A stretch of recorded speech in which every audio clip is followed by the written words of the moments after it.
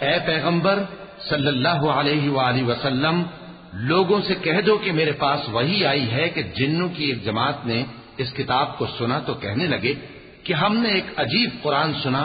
جو بھلائی کا رستہ بتاتا ہے، سو ہم اس پر ایمان لے آئے، اور ہم اپنے پروردگار کے ساتھ کسی کو شریک نہیں بنائیں گے، اور یہ کہ ہمارے پروردگار کی شان بہت بلند ہے، وہ نہ بیوی رکھتا ہے نہ اولاد، اور یہ کہ ہم میں سے کوئی بے وقوف اللہ کے بارے میں جھوٹ گھڑتا ہے، اور ہمارا یہ خیال تھا کہ انسان اور جن اللہ کی نسبت جھوٹ نہیں بولیں گے، اور یہ کہ بعض بنی آدم بعض جنات کی پناہ لیا کرتے تھے تو اس سے ان کی سرکشی اور بڑھ گئی تھی،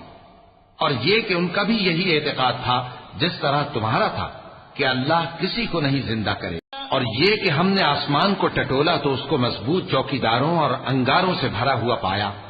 اور یہ کہ پہلے ہم وہاں بہت سے مقامات پر فرشتوں کی باتیں سننے کے لیے بیٹھا کرتے تھے، اب کوئی سننا چاہے تو اپنے لیے انگارہ تیار پاتا ہے، اور یہ کہ ہمیں معلوم نہیں کہ اس سے اہل زمین کے ساتھ برائی مقصود ہے یا ان کے پروردگار نے ان کی بھلائی کا ارادہ فرمایا ہے، اور یہ کہ ہم میں بعض نیک ہیں اور بعض دوسری طرح کے، ہمارے کئی طرح کے مذہب ہیں، اور یہ کہ ہم نے سمجھ لیا ہے کہ ہم زمین میں خواہ کہیں ہوں اللہ کو ہرا نہیں سکتے اور نہ بھاگ کر اس کو تھکا سکتے ہیں، اور جب ہم نے ہدایت کی کتاب سنی اس پر ایمان لے آئے، سو جو شخص اپنے پروردگار پر ایمان لاتا ہے تو اس کو نہ نقصان کا خوف ہے نہ کسی طرح کے ظلم کا، اور یہ کہ ہم میں بعض فرما بردار ہیں اور بعض نافرمان ہیں، تو جو فرما بردار ہوئے وہ سیدھے رستے پر چلے، اور جو نافرمان ہوئے